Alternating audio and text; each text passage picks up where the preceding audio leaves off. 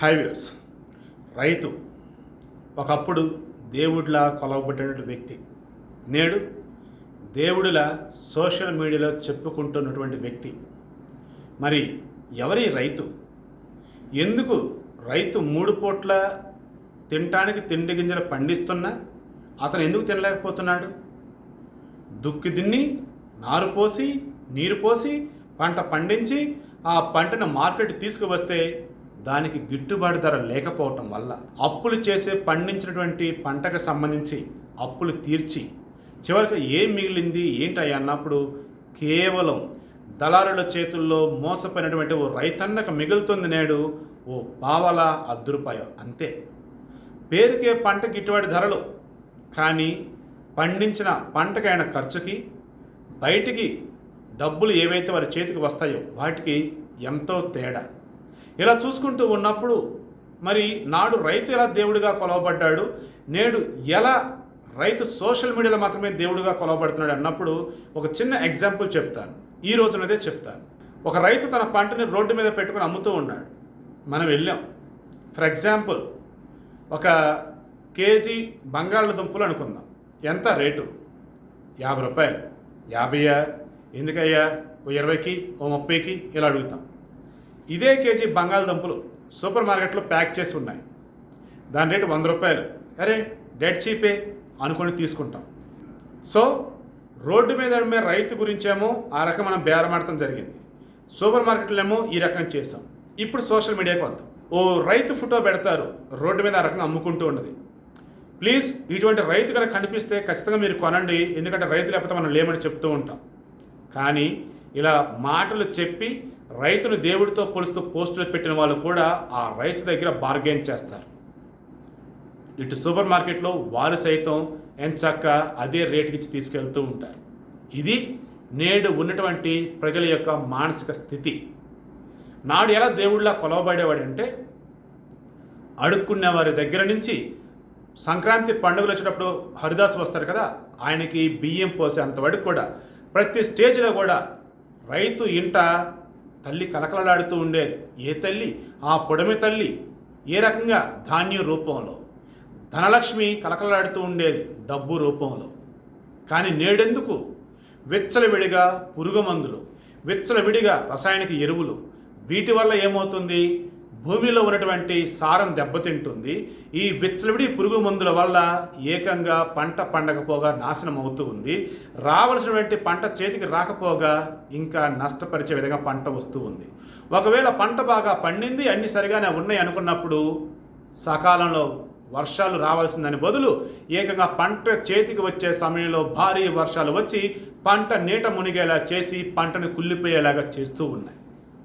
దీనితో రైతన్న అప్పుల ఊబిలో కూరుకుపోయి ఏం చేయాలో తోచక ఆత్మస్థైర్యం ఉన్నవాడేమో బతుకుతున్నాడు, ఆత్మస్థైర్యం లేనివాడేమో మరణిస్తూ ఉన్నాడు.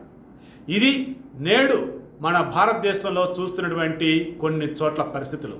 ఏకంగా ప్రపంచానికి అన్నపూర్ణగా చెప్పుకున్నటువంటి మన దేశంలో ఈ రకంగా ఈ రోజుకి ఆకలితో ఉన్నటువంటి ఎంతోమంది ఉంటూ ఉన్నారన్నా, ఎంతోమంది మరణిస్తూ ఉన్నారన్నా దానికి కారణం రైతన్న నేడు బాగోలేడయ్యా. రైతన్న గనక బాగున్నట్టయితే నేడు మన సమాజంలో ఈ రకం దుస్థితి ఉండేది కాదయ్యా.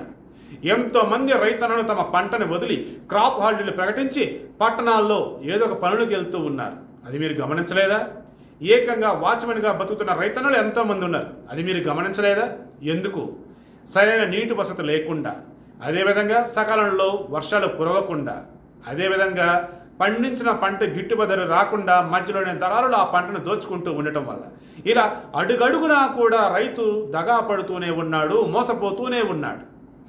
అంతెందుకు, ఒక మనిషికి సంబంధించేసి ఇన్సూరెన్స్ అనేది ఉంటుంది. మనిషి చనిపోయినప్పుడు డబ్బు అనేది వస్తుంది. ఈ హెల్త్ ఇన్సూరెన్స్ గురించి తర్వాత మాట్లాడదాం. సో అలా చూసుకుంటూ ఉన్నట్టయితే రైతుకు సంబంధించేసి పంటకు వ్యవసాయ రుణాలు తీసుకునేటప్పుడే ఆ వ్యవసాయానికి సంబంధించేసి బీమా అనేది ఉంటుంది. ఈ బీమాకు సంబంధించేసి ఏదన్నా అతివృష్టి వచ్చినా అనావృష్టి వచ్చినా సరే పంట పాడైపోయినప్పుడు లేదంటే మొత్తం నీట మునిగినప్పుడు వారికి నష్టపరిహారం అనేది అందించాల్సి ఉంటుంది. ఆ ఇన్సూరెన్స్ కంపెనీలు నష్టపరిహారం అందించింది నాకు అని చెప్పేసి ఇప్పటి వరకు నాకు తెలిసి ఏ రైతన్నా కనిపించలేదు. కానీ ఇన్సూరెన్స్ కంపెనీలు మాత్రం ఇప్పటికీ బాగుపడుతూనే ఉన్నాయి. ఏకంగా ఈ రైతుల దగ్గర ఇన్సూరెన్స్ కట్టించుకోవడం కోసం ఒక కొత్త ఇన్సూరెన్స్ సంస్థలు పుట్టుకొస్తూ ఉన్నాయంటే, ప్రభుత్వానికి పర్మిషన్స్ ఇస్తూ ఉన్నాయంటే దానికి కారణం ఏంటో తెలుసా? ఈ రైతులు కట్టే ఇన్సూరెన్స్ డబ్బుల వల్ల వారు కోటాను కోట్లు సంపాదించుకోవచ్చు, వెనకేసుకోవచ్చు. దీన్ని బట్టి మీరు అర్థం చేసుకోండి, రైతు అనేవాడు నేడు మన మార్కెట్లో ఒక వస్తువు. ఈ వస్తువును చూపి ఓట్లు దండుకోవచ్చు. ఏమని? నేను గనక అధికారంలోకి వస్తే రైతులకు పంటలకి గిట్టుబాటు ధర కల్పిస్తాము, ఎరువులు ఉచితంగా ఇస్తాము, పురుగు మందులు సబ్సిడీ మీద అందిస్తాము, అదేవిధంగా నాణ్యమైన విత్తనాలు సరఫరా చేస్తాము అని చెప్పి. కానీ ఎవరైతే ఈ మాటలు చెప్పారో, ఈ మాటలు నమ్మినటువంటి వారిని అన్నదాత నమ్మాడో, నమ్మి ఓట్లేస్తే ఆ తర్వాత ఈ రకంగా నమ్మి గెలిపించినటువంటి రాజకీయ నాయకులు ఏం చేశారయ్యా అంటే, కాలేజీల్లో సీటుకేమో సూట్ కేసు వెయిట్ పెట్టాడు, రాజకీయాల్లో సీటుకేమో ఏకంగా తన వంతు బరువు పెట్టాలని సూచించాడు.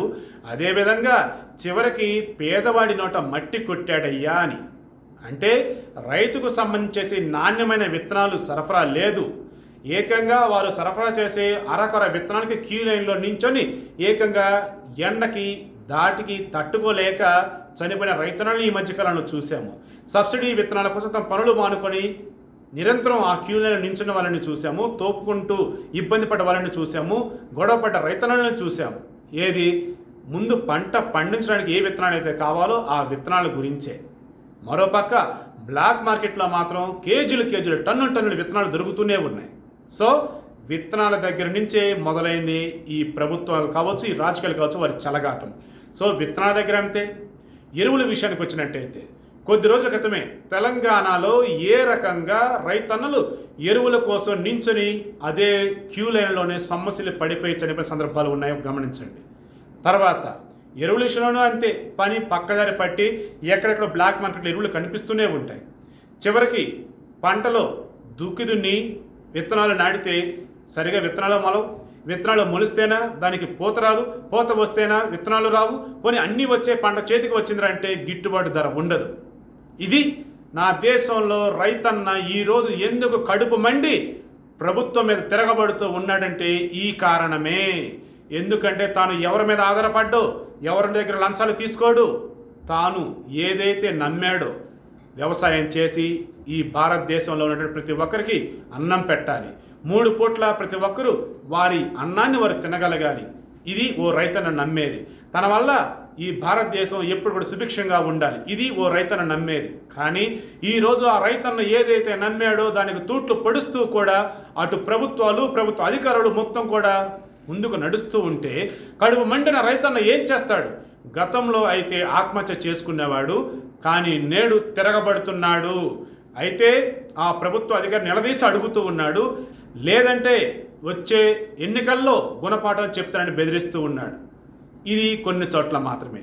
మరికొన్ని చోట్ల రైతుల పరిస్థితి ఏంటి అన్నప్పుడు రైతు సంఘాలు ఉంటాయి, కానీ ఆ రైతు సంఘాలని ఇప్పటికి కూడా సరిగా ముందుకు తీసుకొచ్చినటువంటి రాజకీయ నాయకుడు లేడు. ఇప్పటికీ సరిగా ఆదరించినటువంటి ప్రభుత్వాలు లేవు. కేవలం రైతు సంఘాలు అంటే సభలు పెట్టుకునే వాళ్ళు, లేదంటే కాసేపు ధర్నాలు చేసే వాళ్ళు కానీ చూస్తూ ఉన్నారు ఇప్పుడున్నటువంటి రాజకీయ నాయకులు, అదేవిధంగా ప్రభుత్వాలు. అలా కాకుండా రైతు సంఘాలకు సంబంధించేసి వారికి హక్కులు కల్పించాలి. ఎక్కడైతే బ్యాంకులు ఉన్నాయో, సహకార బ్యాంకులు ఉన్నాయో వాటిని రాజకీయ నాయకుల చేతుల్లో కాకుండా ఈ రైతు సంఘాల నాయకుల చేతుల్లో ఉంచుతూ, నిజంగానే ఉంచుతున్నామని కొంతమంది చెప్తుంటారు, కానీ అక్కడ కూడా కనిపించేది భూస్వాములే. 100 ఎకరాలు 200 ఎకరాలు ఉన్నటువంటి కొంతమంది భూస్వాముల చేతుల్లోనే ఈ సహకార సంఘాలు కూడా ఉండటం వల్ల నిజమైనటువంటి రైతు సంఘాలకి ఈ రోజు కూడా న్యాయం చేకూరటం లేదు. సో ఫైనల్గా నేను కన్క్లూజన్ ఇవ్వదలుచుకున్నది ఒకటే, గత 4-5 రోజులుగా ఎక్కడైతే రైతులకి సపోర్ట్ చేస్తూ కొన్ని డైలాగ్స్ వినిపిస్తూ ఉన్నాయో వాటి వెనుకటువంటి కారణం వల్ల ఒకే ఒక్కటి, పంట పండించే రైతు ఈ రోజు కూడా పట్టణం తినలేకపోతున్నాడు ఈ భారతదేశంలో. దానికి ప్రధాన కారణం ఈ రాజకీయ నాయకులు, అదేవిధంగా ప్రభుత్వ అధికారులు. ఏకంగా పాస పుస్తకాలకి లంచం అడుగుతూ ఉన్నారు, పిల్లల చదువులకి సంబంధించి ఇన్కమ్ సర్టిఫికేట్ అడిగితే దానికి లంచం అడుగుతూ ఉన్నారు, ఊరిలో తెల్ల రేషన్ కార్డు అడిగితే దానికి లంచం అడుగుతూనే ఉన్నారు. అదేవిధంగా లంచాలు ఇస్తున్నా సరే రేపిస్తా మాపిస్తా అంటూ కాలు ఎరగడ తిప్పుకుంటూ ఉన్నారు.